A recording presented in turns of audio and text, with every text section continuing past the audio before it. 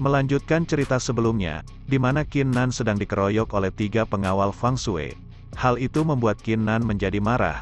Pada akhirnya dia mengeluarkan kekuatan lapisan keempat body temperingnya. Kekuatan Qin Nan membuat para pengawal Feng Shui terpental. Dampak pelepasan kekuatan body tempering yang dilakukan Qin Nan cukup kuat. Setelah melihat dengan jelas, Feng Shui bergumam, lapisan keempat body tempering. Ini, bagaimana mungkin? Feng Shui menjadi sangat marah. Dia berteriak ke pengawalnya, "Bunuh dia, cepat bunuh dia." Pengawal Feng Shui kembali menggabungkan kekuatan martial soul-nya.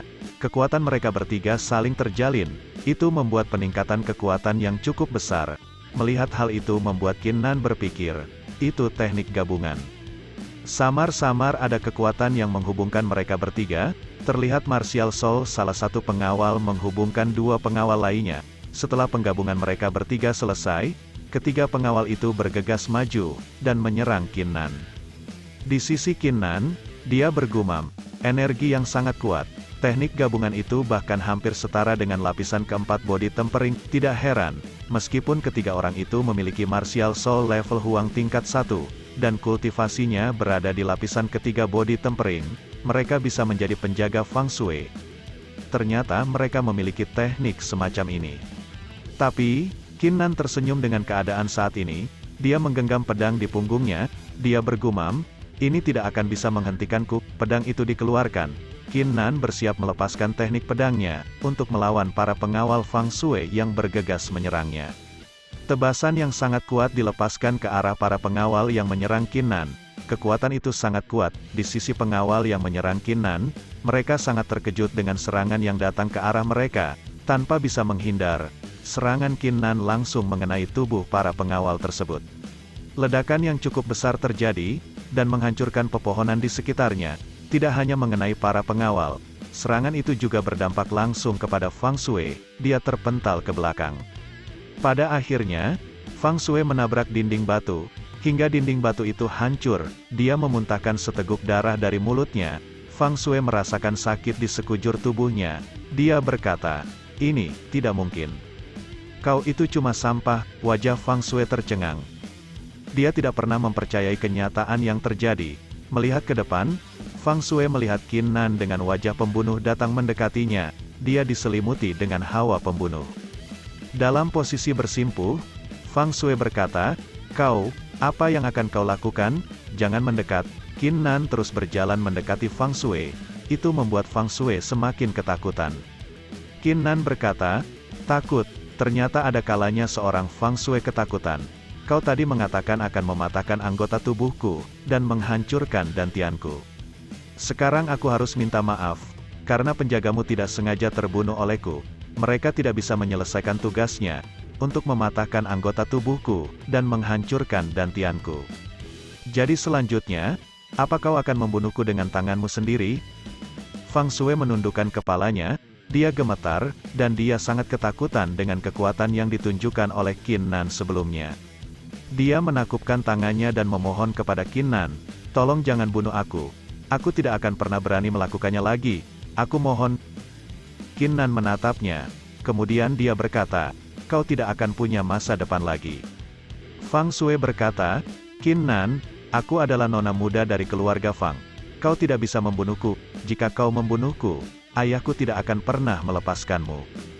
Dan kakakku sudah membangkitkan martial soul level Huang tingkat ke-6. Jika kau membunuhku, dia pasti akan membalas dendam."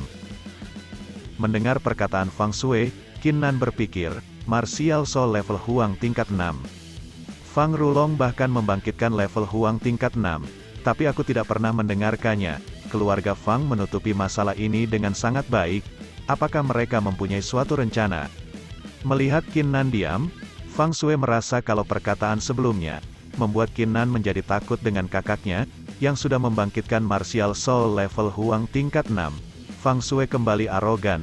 Dia tertawa. "Hahaha, kau takut?"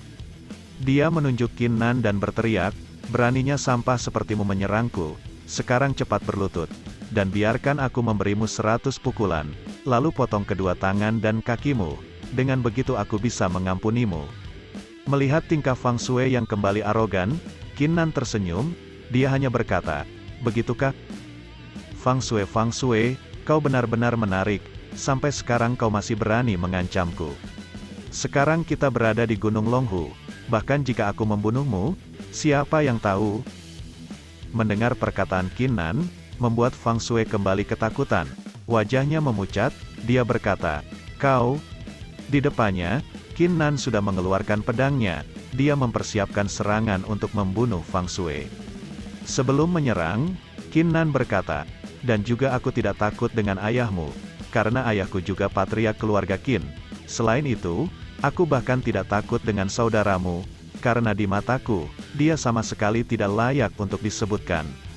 Apakah menurutmu martial soul level Huang tingkat 6 itu luar biasa? Hari ini, akan kutunjukkan padamu, apa itu martial soul yang sebenarnya." Qin Nan mengeluarkan martial soul God of War-nya. Setelah mengeluarkan martial soul, Fang Shui menjadi semakin ketakutan dengan Qin Nan. Dia berkata dengan terbata-bata, "Level Huang tingkat 7, ini, bagaimana mungkin? Kau membangkitkan martial soul level Huang tingkat 7. Setelah menunjukkan martial soul-nya, Qin Nan langsung menebas dan membunuh Fang Shui, tebasan pun dilancarkan. Setelah membunuhnya, Qin Nan bergumam, "Bisa mati setelah melihat jiwa God of War. Seharusnya kau bisa bangga." Qin Nan berbalik, dia bergegas meninggalkan mayat Fang Shui. Sebelum benar-benar pergi, Qin Nan melirik mayat Fang Shui. Dia menyadari sesuatu. Pada ikat pinggangnya, terlihat sebuah kertas yang terselip. Qin Nan menjadi penasaran. Dia mencoba menjara barang-barang milik Fang Shui. Dari hasil penjarahannya, Qin Nan mendapatkan pil body tempering dan sebuah peta kuno. Dia melihat peta tersebut. Qin Nan mulai berpikir, berdasarkan apa yang aku dengar dari pembicaraan Fang Shui dan pengawalnya, mereka menemukan sebuah gua batu, berdasarkan peta kuno ini. Tetapi gua itu sudah rusak, dan sama sekali tidak ada harta karunnya. Sekarang aku sudah baik-baik saja, aku akan pergi ke gua batu itu. Mungkin saja aku akan menemukan sesuatu. Qin Nan melompat, dia pergi ke tempat yang ditunjukkan oleh peta kuno. Beberapa saat, Qin Nan melompat menuruni sebuah tebing. Dia akhirnya sampai di tempat yang ditunjukkan oleh peta kuno tersebut. Qin Nan memandangi dinding batu itu dan memastikan kalau tempat di depannya memang sesuai dengan petunjuk peta kuno. Dia berpikir, sepertinya, peta kuno ini benar-benar palsu. Tidak ada gua di sana. Qin Nan menghela nafas, dan berbalik. Di saat yang sama, angin mulai berhembus, dan pada dinding tebing tersebut muncul sebuah cetakan telapak tangan. Hal itu mengejutkan Qin Nan. Dia segera berbalik dan melihat tanda tersebut. Dia mendekat ke dinding tersebut. Sambil memegang pedangnya, takut ada bahaya di dekat sana. Setelah memperhatikannya dengan benar, Qin Nan melihat kalau itu benar-benar sebuah tanda berbentuk telapak tangan. Dia yang sangat penasaran kini menempelkan ujung pedang tersebut ke tanda telapak tangan yang ada di dinding. Qin Nan berpikir, setelah menempelkan pedangnya, tidak ada reaksi apapun. Sepertinya tidak ada yang spesial dari tanda telapak tangan ini. Itu mungkin bekas yang ditinggalkan seseorang saat bertarung atau berlatih. Merasa perjalanannya sia-sia, Qin Nan menghela nafas. Tiba-tiba, martial soul God of War milik Qin Nan muncul. Hal itu sangat mengejutkannya. Dia berpikir, ini jiwa God of War, kenapa dia keluar dengan sendirinya? Telapak tangan itu juga bersinar. Sepertinya, telapak tangan itu saling terhubung dengan jiwa God of War miliknya. Energi mulai mengalir. Qin Nan yang merasakan itu bergumam, sangat mengerikan, ini adalah energi dari seorang martial king. Sepertinya, harta karun yang disebutkan oleh peta kuno ini adalah telapak tangan ini. Hanya saja, kultivasi Fang Shui dan pengawalnya terlalu rendah, jadi mereka tidak bisa menyadari tanda telapak tangan ini. Jika bukan karena jiwa God of War, aku juga tidak akan pernah bisa menemukan misteri dari tanda telapak tangan ini. Tanda telapak tangan ini mengandung niat dari seorang martial king, dan seharusnya itu bagus untuk membantuku berlatih. Mata Qin Nan menatap tanda telapak tangan, dan pikirannya terkonsentrasi pada telapak tangan tersebut. Di tengah-tengah, sebuah telapak tangan besar, dengan kekuatan mengerikan turun dari langit, seolah-olah itu akan menghancurkan Qin Nan. Di belakangnya, mata kiri pada God of War mengeluarkan api, dan dari mata God of War mengeluarkan semburan sinar yang mengarah ke atas. Sinar itu menyerang telapak tangan yang turun dari langit. Kedua kekuatan itu saling bertabrakan.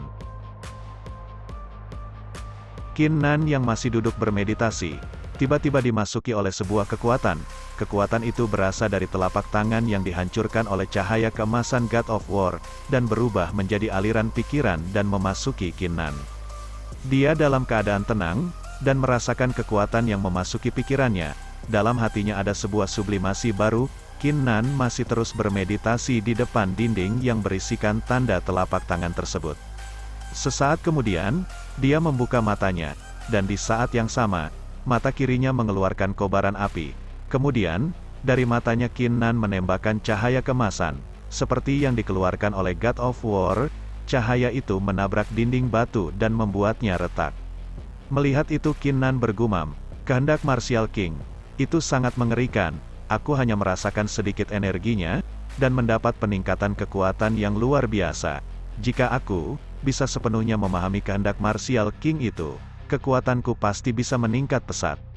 Sayang sekali kultivasiku masih rendah, dan hanya bisa sedikit memahaminya. Qin Nan memandang ke arah tangan kanannya, yang diselimuti cahaya keemasan. Qin Nan mengambil pedangnya, dan mengeluarkan teknik pedangnya, kemudian dia menebas dinding batu yang ada di depannya. Setelah melihat hasil tebasannya, Qin Nan berpikir, tampaknya, teknik Thunder Knife-ku juga meningkat. Bekas pedang dari teknik Thunder Knife Qin Nan membekas pada dinding batu, dan bekas goresan pedang itu sangat besar. Qin Nan berpikir, pedang ini terasa terhubung dengan jiwaku. Aku merasa, kalau aku sudah memasuki ranah integrasi manusia pedang. Dan serangan barusan, bahkan lapisan kelima body tempering akan kesulitan menghentikannya. Aku sudah mendapatkan banyak pengalaman berharga di Gunung Longhu. Waktunya hampir habis. Sepertinya ayah juga sudah mendapatkan pil body tempering. Ini waktunya aku untuk pulang. Qin Nan pergi meninggalkan tempat tersebut, dan bergegas pulang.